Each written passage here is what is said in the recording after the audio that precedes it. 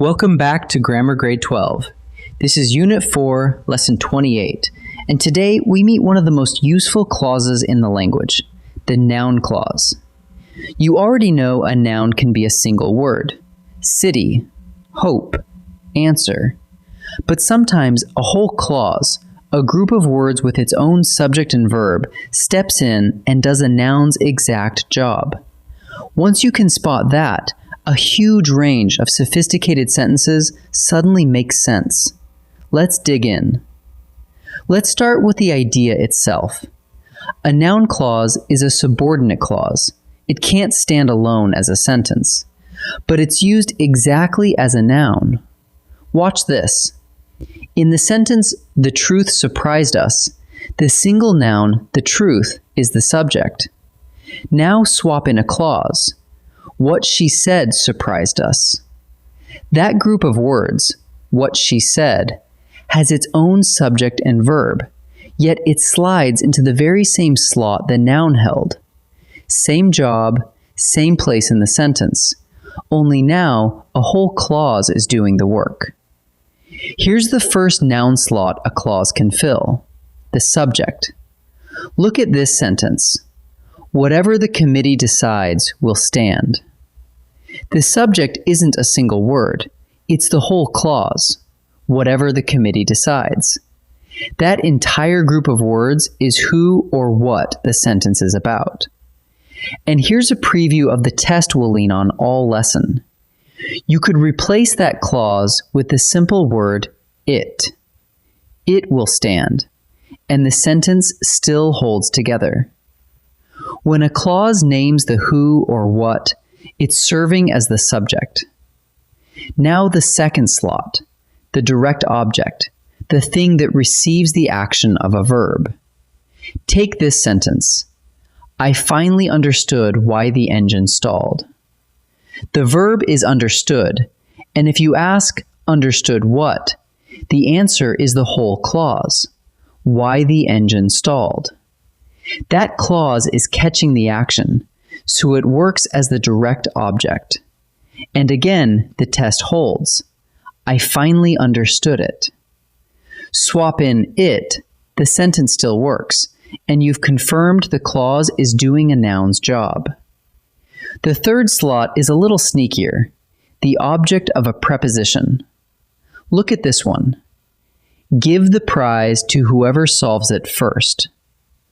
A preposition like to, for, or about always needs an object after it. And here, that object isn't a single noun. It's the clause, whoever solves it first. So the clause is the object of the preposition. Try the test with a stand-in. Give the prize to someone. It fits perfectly, so the clause is indeed working as a noun. The fourth slot is the predicate nominative. Here's one. The real question is how they escaped. The linking verb is, and after it comes the clause, how they escaped. That clause is a predicate nominative, the noun after a linking verb that renames the subject. In fact, the question and how they escaped are one and the same thing. That's exactly what this slot does. So a noun clause can stand in for a plain noun after a linking verb too. How do you know one is coming? Noun clauses tend to open with a small, recognizable set of words. There's that, what, whatever, which, and whichever. There's the who family, who, whom, whoever, and whose. And there's whether, why, how, when, and where. Keep this list in the back of your mind. When a sentence takes a turn and one of these words kicks off a group of words with its own subject and verb, there's a very good chance a noun clause is on the way. Here's the single most reliable test in this whole lesson. Try to replace the clause with the simple word it, or with someone or something. If the sentence still stands, you have a noun clause. Watch. What the map showed worried the guide. Swap in it. It worried the guide. Still works, so what the map showed is a noun clause. Now compare a different clause. The trail that hugged the ridge was steep. If you try to reduce the whole thing to it, you lose the noun, the trail. It doesn't hold up the same way because that clause is only describing the trail, not standing in as a noun itself. Let's nail down the difference that trips people up. A noun clause is a sentence part, a subject, an object, and so on. An adjective or adverb clause only modifies a part. It decorates a noun or a verb without ever becoming one. Compare these two. I know that you tried. The clause that you tried is the direct object. It is a part of the sentence. But the effort that you gave mattered. Here, that you gave just describes the noun effort. The real subject is still effort, not the clause. So ask yourself, is the clause a building block, or is it merely describing one? If it is a block, it's a noun clause. Time to practice. In this first set, I'll give you a sentence that contains a noun clause. Your job is to find it and name the noun role it's playing. Subject, direct object, object of a preposition, or predicate nominative. Pause the video and decide before I reveal each answer. How the vaccine works still puzzles the interns. Ask what puzzles the interns. The answer is the whole clause, how the vaccine works, sitting right at the front. Try the test. It still puzzles the interns. It fits, and it's the subject. So this noun clause is the subject. The jury believed that the alibi was false.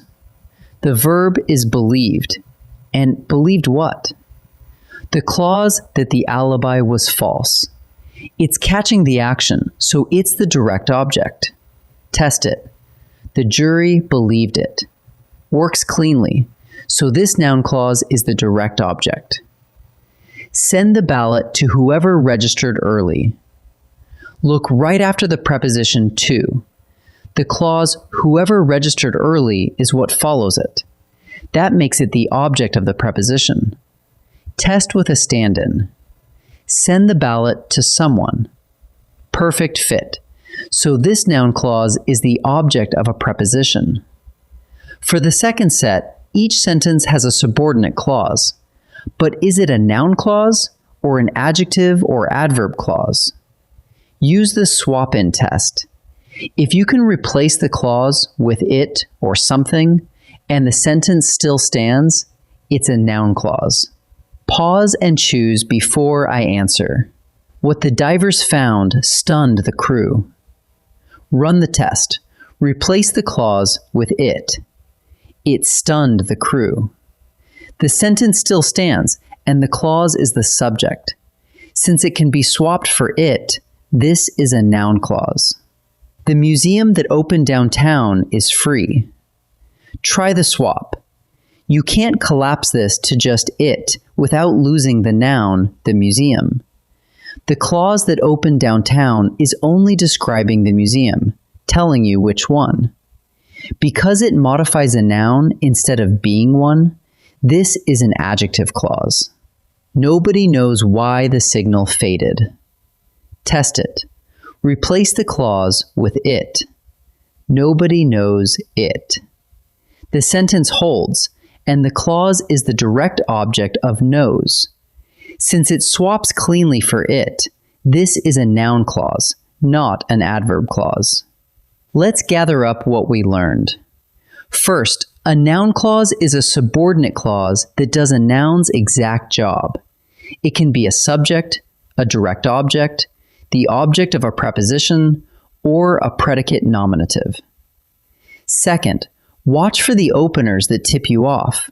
Words like that, what, whatever, who, whoever, whether, why, how, when, and where. And third, Lean on the swap-in test.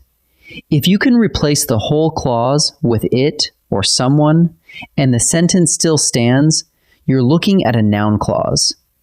If the clause is only describing a noun or a verb, it's an adjective or adverb clause instead.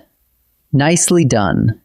In our next lesson, lesson 29, we'll step back and look at the kinds of sentences themselves. I'll see you there.